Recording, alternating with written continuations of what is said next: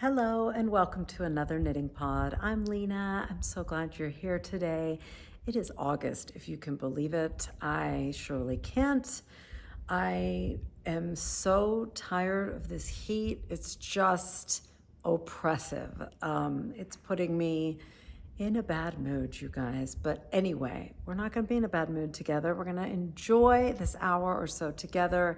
If you are new here, thank you for stopping by. I hope you're up for some chatting about knitting and life. So let's just jump right in. Last week, I probably shouldn't have just caught you up on all the knitting projects that I hadn't talked to you about in a long time because I felt like it was slightly overwhelming. But anyway, this week is the exact opposite. I'm not going to really talk about any of those projects that are whips. I'm going to talk about the new cast on.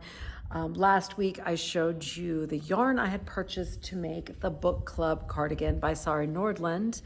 It is the Cascade 220, the non-superwash base. This is copper heather, I think it's called heather copper or copper heather, I can't remember. But it is this gorgeous worsted weight yarn by Cascade. I feel like this yarn is really accessible. It's not, just difficult to find. I think it's in a lot of yarn stores and it's such a fantastic price point. Like I said last week, it's anywhere from $11 to $12 is what I've seen it. And I was so excited to find a lovely non-superwash yarn.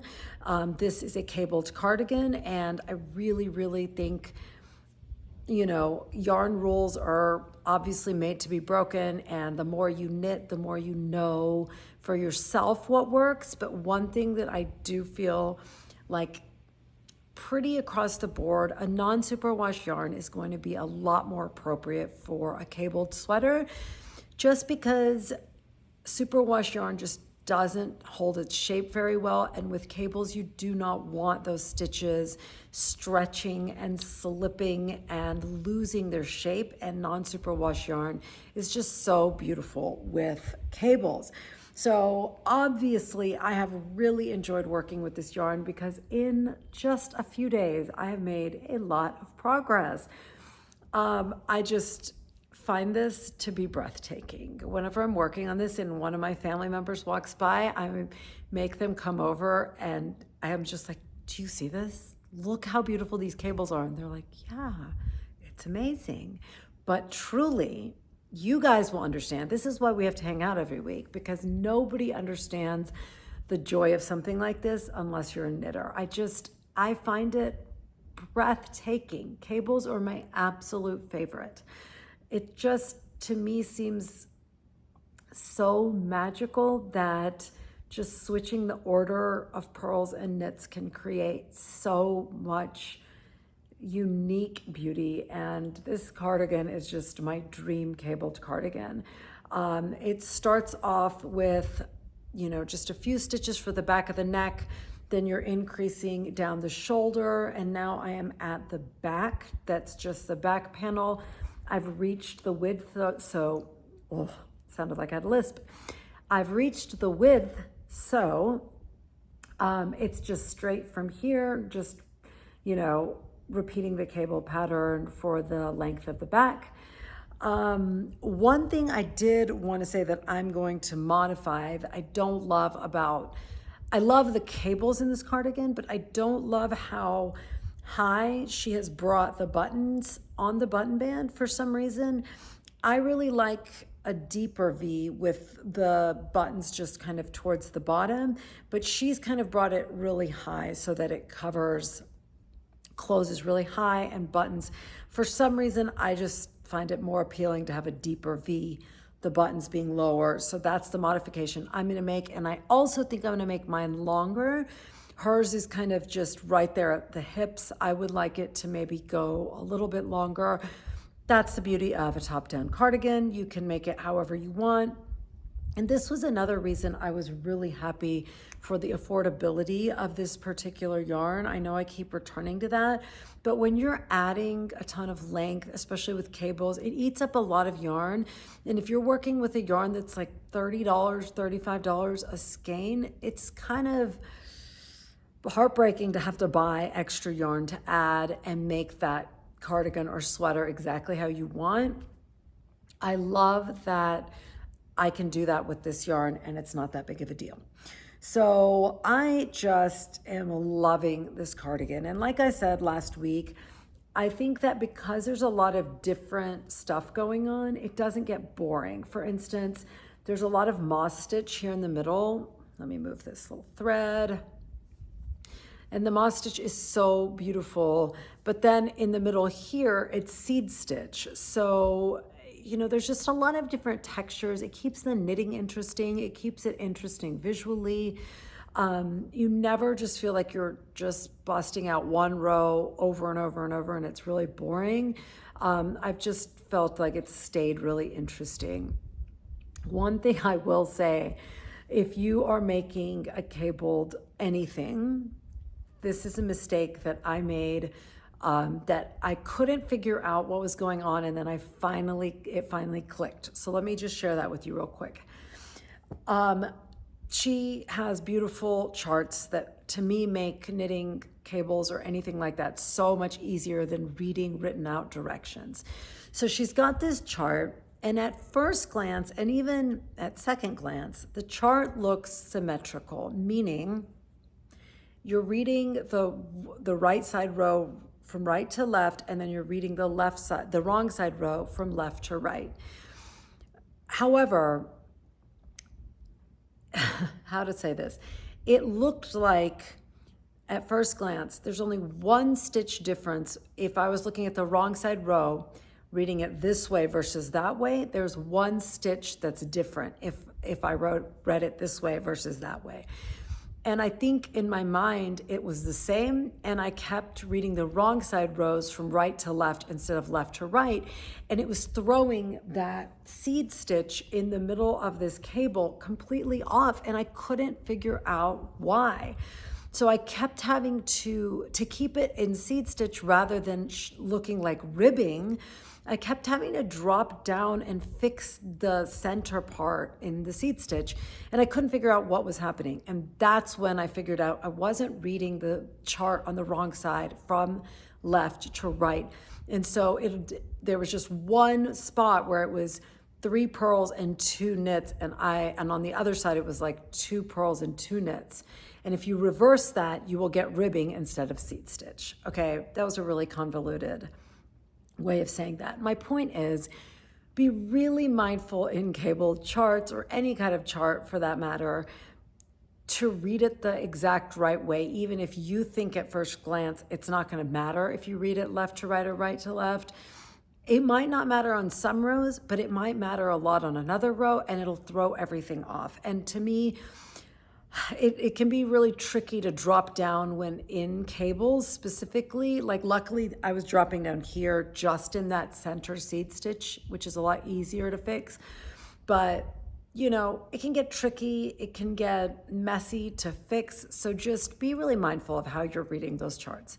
And sometimes, I said this last time, you just kind of have to go really slow at the beginning, and that's perfect. But I think once you start getting comfortable and you start kind of thinking, glazing over the detail because your mind is filling in the gaps with its own sense of the pattern, that's where you can get into trouble. So it's when we start thinking on autopilot that we kind of get tripped up sometimes. So be careful not to make the mistake I did. But you know, the thing about mistakes, and this is in knitting and it's in life, it's when you make the mistakes that you learn, and it makes you a better knitter. It makes you a smarter knitter, makes you better able to handle your mistakes. Don't you wish it weren't so? Don't you wish in life, as in knitting, like if you just could just do it right? Alas, it's not the way of the world. But I love this cardigan. I it's just been such a joy. I love the color I picked. It's got nuance and depth, and it has this kind of perfect classic cabled cardigan color that's not gray. It's kind of got this, from afar, it looks just almost taupey. It's just beautiful. I love it so much. I'm really, really enjoying it.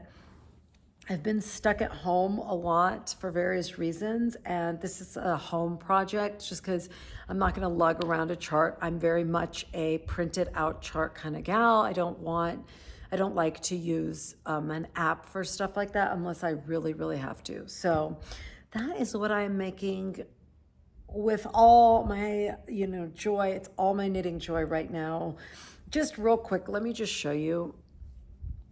I just love, like, here's the seed stitch, and then you've got just a pearl background. It's just all those simple combinations and contrasts that make it so rich and gorgeous. I can't get over it. I can't get over, as a newer knitter, that I can make something so beautiful. It just feels like magic. Okay, for fear of going on and on, I will leave the cardigan there. That is really the only in-progress knitting I have to show you today. It's been a really crazy week. So I haven't made a ton of progress on anything else. And the tank top that I am working on is just plain round and round stockinette. So it's not much to look at. So one thing I did want to ask you guys, pivoting away from that, is what you think of Andrea Mowry's Rhinebeck sweater for this year. We haven't talked about that. This year, I think it's called Framed, or the Frame sweater, or I don't even know what it's called, but I'll pop a picture in. If you have not been on social media and you haven't been able to catch it, let me have a sip of water. I don't know if it's because it's hot. I've just been struggling. My mouth gets really dry when I talk on these podcasts, so I have to drink water more. Apologies. Or maybe it's that I'm drinking too much coffee. Anyway, that is neither here nor there. I was curious what you thought about the Rhinebeck sweater, Andrea Mowry's Rhinebeck sweater for this year. I know it's just one of those rare moments in the knitting world, similar to Stephen West's Mystery Knit Along, where everybody's just so excited to see it, and even people that aren't planning to go to Rhinebeck often make it. So I was just curious, as a designer, I imagine there's just so much pressure when you're such a talented designer and so prolific, as both Andrea Mowry and Stephen West are, that it just must feel like a lot of pressure to please everybody, because inevitably, whether you are whatever creative kind of person you are, whether you're an author or a musician, or even for me, this space, a podcast space, there's a lot of pressure that we put on ourselves to make sure everything we put out is just as good as the last thing we put out. And that can often just feel like I had to take that pressure off myself in this space, because it can be really crippling to a creative space to put pressure on yourself. It's like the most natural thing, and it's the most self-defeating thing. So I just think it must be really hard, because sometimes her Rhinebeck sweaters have been just so breathtaking, like the Alpenglow sweater I thought was one of the most beautiful ones she's done. And this one, I'm not gonna lie, this is not meant to be a criticism. I just don't love it. I definitely will not be making it. I don't know. It didn't strike me as, I don't know. It's not my favorite. So I'm curious if there's anyone out there that does love it, because my knitting friends in my real life that have talked to me about it, I don't think I've met anyone yet that's like, oh, I love it. I just think it's interesting. I'm waiting for it to grow on me, and maybe someone can put it in a way that it will grow on me. But I will not be making it. I don't think I'll be going to Rhinebeck this year. It's such a hike for me, and maybe again in the future, but right now it's probably not in the cards for this fall. But ironically, my cousin who lives in Minnesota, she also knits, and she and I have been wanting to make the Tessellated pullover together. And that is last year's Rhinebeck sweater. Last year, I think Andrea and Mowry had two options. It was the vest and the pullover. And see, this is again, I didn't love that pullover when it first came out, and then it grew on me, and then it became like, oh my God, I'm obsessed. I have to make that. And I wonder if the framed, or whatever it's called, the Rhinebeck sweater this year will have the same effect. I don't know. I really don't know. But anyway, my cousin and I really want to make the tessellated pullover, and she had never worked with Spin Cycle. And you know, if you've watched this podcast, you know that I went from being meh on Spin Cycle to being madly in love with Spin Cycle. Like, it's my number one indulgence in my knitting life, and maybe just in my regular life, because it is so expensive, but I love it so much. So anyway, she is doing, I forgot what colorway she chose. She chose one of the really bright pinkish purple, like the more neon. Oh my gosh, I can't remember which one she chose, but I'll fill you in more on that as we go. But I had planned to use this colorway. This is the colorway Bad Egg. Guys, when this came out, I just was gobsmacked by this. I loved this colorway so incredibly much. I love bright colors, and this one just has such a vibrancy. It's next level. I cannot tell you how much I love it. And then I love how in it also has these really subdued taupey grayish tones. It's like the right taupey gray, and I love it. However, I will put a picture of tessellated pullover.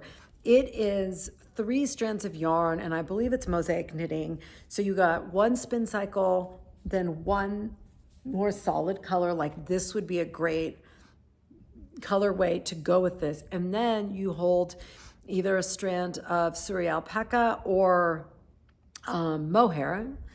And so it has the unusual combination of these 3 different fibers interplaying with each other.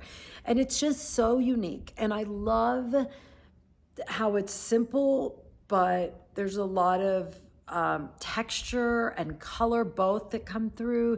And I love the amount of ease that she's built into this garment. I know we've talked about this here before, I don't like really tight sleeves. Like, I love a looser sleeve, and this one just had that beautiful ease. And because my cousin wanted to make it, I was like, we just decided we're gonna make it together. So if anybody wants to jump on this bandwagon, please do. I am terrible about things like knit-alongs, but if you either have a friend or a cousin or a sister or a family member, anything that you wanna knit with, you could both have a knit along with that person, and that brings you closer to them, and then you can knit along with us. And I think it's fun because it's just a shared experience that brings us closer together as knitters. So anyway, my conundrum right now is, did I make the right choice with this yarn? Because the way, like, I'll insert a picture of the close-up her sweater. You can see she's used the colorway Every Rose, and there's a lot of color change in that. So there are 2 types of Spin Cycle yarns. There's the ones that are like more one tone, and then there's tonal, changes within that, like this one. And then there's ones like this. I grabbed this so that I could show you what I mean. Excuse this shawl. It has dog fur all over it. But this is Ghost Ranch, one of my favorite colorways from Spin Cycle. And you can see how many colors there are in this. There's blues, yellows, reds, golds. I mean, every color you can think of. And this makes a much more, varied shade in the sweater. So I'm kind of thinking, do I regret getting something so tonal, and will I be bummed that I didn't get something that has more color changing? Do you know what I'm saying? So I don't know. I hate questioning myself because, sorry, I feel like one of those dog hairs is now stuck to my lip. I hate second guessing myself because I bought this and I know I will use this. I never worry about will I use up my spin cycle because it's like the most precious yarn. Of course I'm going to use it. But I also don't want to spend another $70 on spin cycle because I'm being indecisive. So I don't know what I'm going to do. Would love to know what you think. I would love to know your thoughts on the Tessellated. If you were one of the people that made it last year, did you love it? My friend Jessica made the Tessellated socks and she did not love that experience, but I don't want to extrapolate her difficulty with the socks to the pullover because it's a whole different ballgame when you're holding 3 strands to make socks. The tension is different, the gauge is different, and like it's just the circumference is so small and fussy as it is. Like I'm hoping it doesn't mean that it'll be annoying to knit the pullover. So I don't know. We will see. All I know is I really love it, and I think it's both wearable and impactful. It's sort of like this. This is the ranunculus, and I find that the yoke is so breathtaking and it's a showstopper, but I find myself wearing this all the time. It's such a wearable piece, and I feel like the Tessellated has that same effect. It's so pretty and unique, but also I feel like I could throw it on at any time. It has a really relaxed silhouette. It's just really, really beautiful. So I am really excited. My cousin has figured out her whole 3-color palette. She has all her yarn. I'll put a picture up of the things she chose. I have not figured out, I think I will do the other color in this color, something around this or darker. And then I don't know the mohair. This is what I'm saying. Like if I had picked Ghost Ranch or something, it would have been a lot easier to come up with the other colors. With this, I'm having a lot of trouble landing on the other 2 yarns to use with this. I literally dreamt about this last night, you guys, and I was really happy I dreamt about it because it's been a really stressful week, and it was a joy to have a yarn dream because it's been a really stressful week. So anyway, any thoughts, any ideas? Do you think I should use this, or do you think I should pivot to a different color?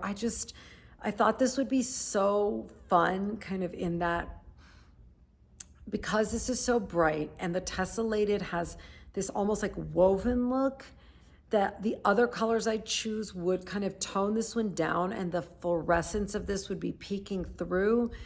I just love that idea. So it's like I'm in 2 minds. If I could just figure out what colors that I should put with this, I think then I would have a better sense in my mind, like have a better visual in my mind about what's going to happen.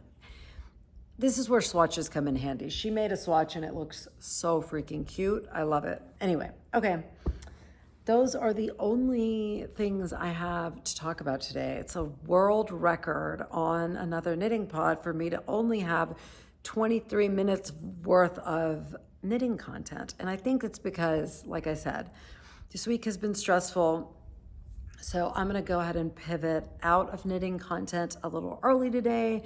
Since we had so much knitting content last week, I think it's probably okay to pivot to a little life content. I feel like we haven't talked a ton about life and parenting, and what better time to talk about that than in the middle of summer when it feels relentless. I feel like summer has this reputation of being this relaxed, sit by the pool, on the beach, whatever. I am not having that kind of summer. I am not a beach person. I don't like being hot, and I am not very relaxed either. And this summer in particular has just felt really, really stressful. There's just a lot of things that have felt off. And I think one thing I've really been struggling with is all my really good friends that I see often and count on for emotional support have been gone so much, all at the same time. And good for them. They're all having a great time traveling. And I have been stuck here feeling lonely as heck. And it's been really hard not to have those people that I rely on for a shoulder to cry on, an ear to listen.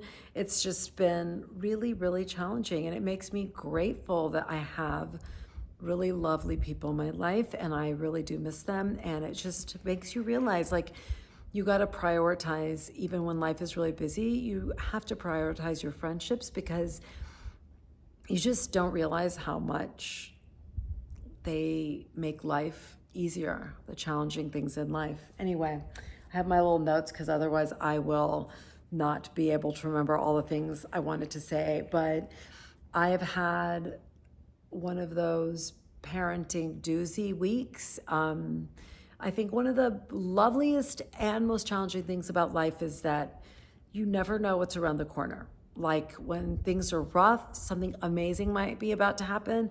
And when life is good, something horrible might happen. And somehow you just never feel prepared when real challenges come your way, you know? And I think, as, you know, there's that saying when you have little kids, like, oh, you know, people always, I remember people saying this to me, like, when you have little kids, there are little problems, but when you have older kids, you've got bigger problems. And I don't think that's fair. I think all stages of parenting, literally any stage of parenting, when you're going through it, it all feels heavy and difficult. Like, one of my best friends is trying to sleep train her baby. And God, I would never, you know, minimize that, because it was so difficult when I was in that stage, and I felt like it was an impossible task, and my life was going to be chaotic forever, and I was never going to sleep again. And now that my kids are so beyond that stage and they sleep, but there are other problems, and it's a challenge. And I think one of the challenges of being the parent of older kids is that if you're lucky enough that they're telling you their problems and what they're suffering with, you want to fix it. I think it's so hard because, number one, their problems are harder to fix. They might not even have a solution. And number two, a lot of times teenagers don't want you to get involved. And it's just really tricky. They might be telling you, no, no, no, don't get involved. But what I wanted to say here is, you need to use your wisdom to know when to get involved, even if your kids don't really want you to, because I think we are in a cultural moment where there's a lot of hate on what has been coined helicopter or snowplow parents, of which there are plenty. The parents who want to smooth the way, they want to never let their kids suffer or make a mistake. Yes, that is a problem. We definitely can't fix all our kids' problems. However, there are also times when a 14-year-old or a group of 14-year-olds do not know how to fix a problem for themselves, and they need parents to get involved and maybe move some parts around. Maybe not fix everything, but we cannot just step back in fear of being a helicopter or snowplow parent. And I just think that is such a tricky space to navigate. And I never know if my parenting struggles are relatable, but I just feel like it's important to talk about them, because if you're listening and you have no idea, this has happened to me so many times when I listen to parenting podcasts or something. It's not a problem I'm dealing with, but someday when I do deal with it in some similar problem to that, it comes back and it helps me. So my deep hope is always that if you have children in your life in any capacity, that maybe something I say and from my struggles will land with you. So one thing I have found helpful this week is to remind myself that though they might be big, they are not big inside, and they often don't know how to fix things. And do not hesitate to remind your child that kids live with their parents until they're older for a reason. We are here to guide them. We are here to help support them. And sometimes they don't want you to, but if you just remind them gently that you're there to make things a little easier and more manageable in difficult times, then they might be more open to it. And I urge you to push back on the don't get involved in anything. You'll know, I think, in your heart when is the right time to get involved and when are the right times to kind of step back and let your child struggle through something. But I tell you what, there has been no greater pain in my life than the pain of witnessing my children struggle and suffer. Not even struggle, I would say suffer has been really hard. And this week has been a tough one. One thing, there's a podcast by Dr. Lisa D'Amour called, I don't remember what it's called, but I will put it in the show notes. But I find it very, very helpful because, again, even if the particular question they're answering that week might not be something you have dealt with, it is likely going to be in your universe at some point, and it's just so helpful to have some guidance. She's the one who was a consultant on Inside Out too, so she's definitely versed in teen emotion and the inner lives of teens, which I think is so helpful. But she, in one podcast, said something to the effect of, you can only feel as good as you can feel bad. I found this to be so incredibly comforting, not only for my children, but for myself, that when we feel bad, it's often so painful, and I'm not talking about depression, I'm talking about circumstantial pain. And to be reminded that our capacity for pain and sorrow and hurt is directly proportional to the mirror images of those emotions, but the happy versions, right? Like joy and love and happiness, all those things.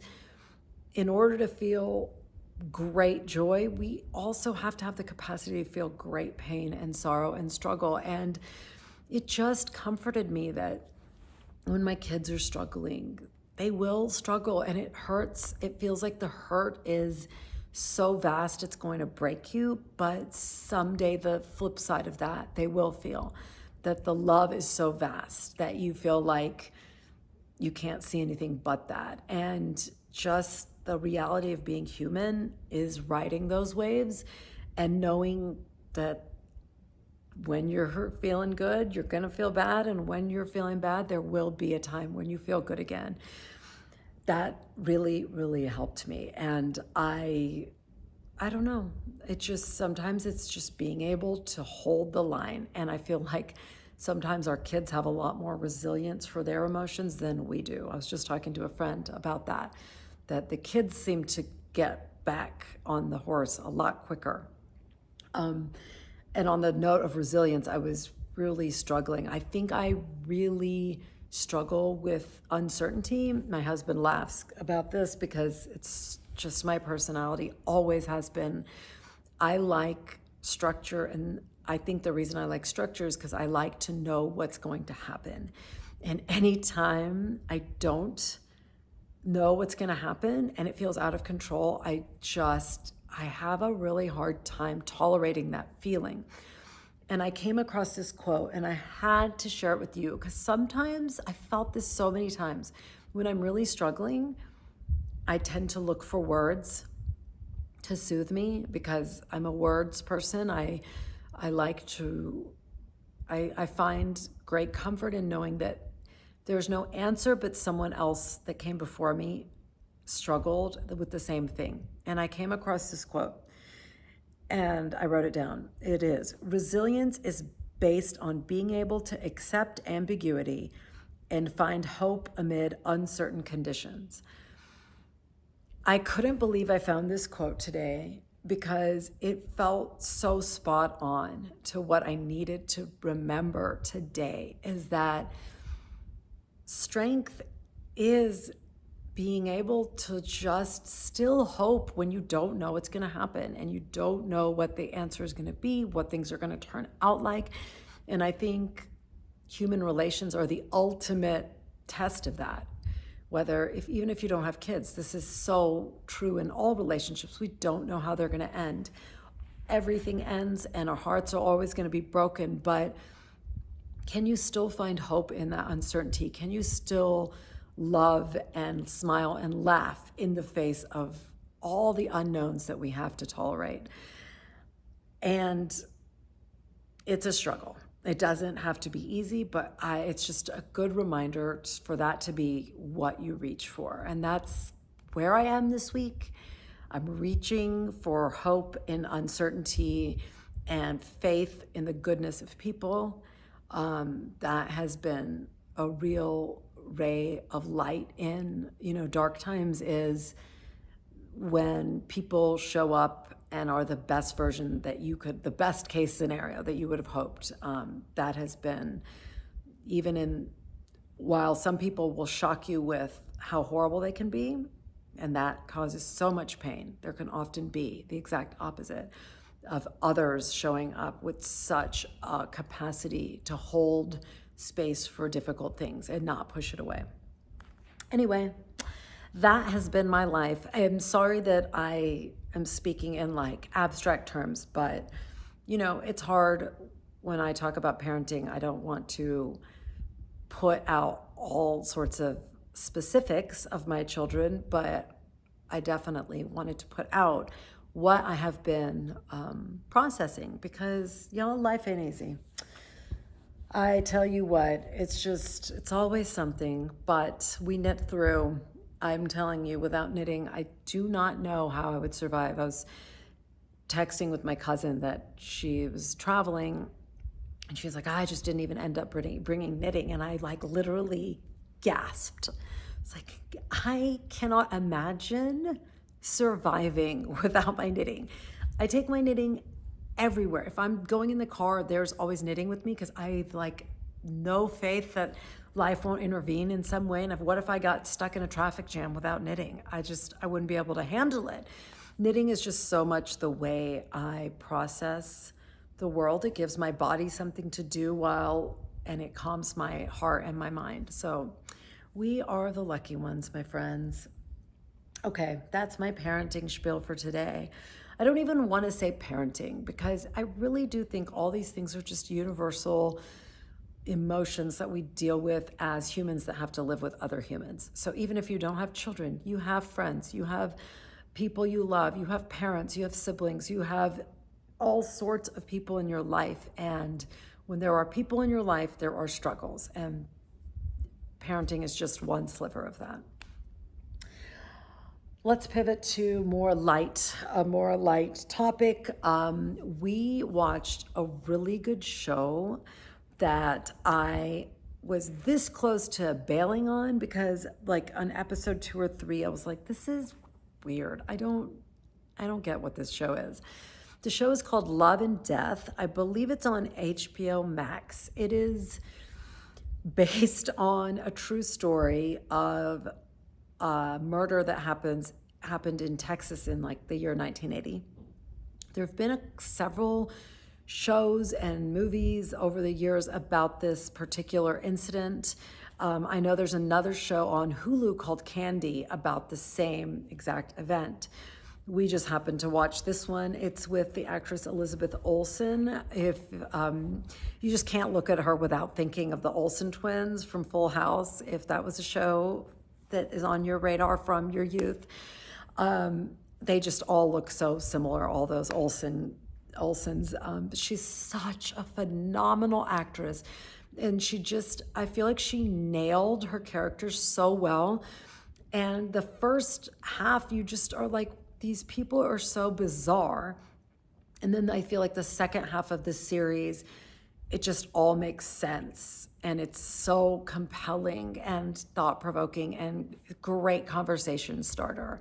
I almost feel like instead of book clubs, or in addition to book clubs, we need to have like show clubs where you watch a show and you talk about it with your friends, like over wine. Don't you feel like that would be a lot less pressure than reading the same book? I don't want to read the book someone else picked for me. I'm just too selfish with my reading time, but I'm willing to watch a show that someone recommends. It's just less of an investment. Anyway, so please check that one out. Love and Death, so good, and such a different type of murder or suspense kind of show than the regular ones that I've been recommending, because we've been on a murder streak here, y'all. We have been on a dark summer streak. I don't know why, but it's working for me. I also finished Long Bright River. I told you I was reading that last week. It was so good. I cannot recommend it enough. Liz Moore is just brilliant, and I know this show has been turned into a television series, and I cannot wait to watch it. Since we finished Love and Death, I think that's what we will watch next. It was just so, so good. And I am now reading Within Arm's Reach by Anne Napolitano. She wrote Hello Beautiful, and I thought this was a new book by her, but apparently it's actually a book that's just being re-released that she wrote a long time ago. And now that, she's gotten a lot more fame, I suppose, they're re-releasing it in, I guess, hopes that her audience is wider. So far, I'm still feeling like I'm in the starting place with it. It's not taken off for me yet, but I can feel it sort of taking off. It's my favorite kind of novel where there's just a lot of family dynamics and a lot of complicated things, and the world of the complications of family are always really fascinating to me. I think they're so universal, regardless of your background or what. I just think it's fascinating to, be a little fly on the wall in other people's families. So I will let you know. I hope it takes off. I think she's such a great writer. I hope I end up just falling into the novel in the best way. So those are the things I am watching and reading. I'm trying to think if I have a podcast I'm listening to. I don't think so. Nothing on the podcast realm, but yeah, that's all I got for you today, you guys. I guess it was still a decently lengthy podcast. I can always find something to chat about with you guys, but thank you for being here. If you are new, I hope you enjoyed this unusually short knitting podcast. Today, we talked a lot more about life and parenting. It's not always that lopsided. So I do hope you will subscribe and come back. If you are a regular viewer, you're the best. Getting to spend this time with you guys is one of the highlights of my week. I love it so much. I live for this time. It makes my knitting life so much richer. So thank you for being here. Have a lovely weekend, and I will see you next week. Bye.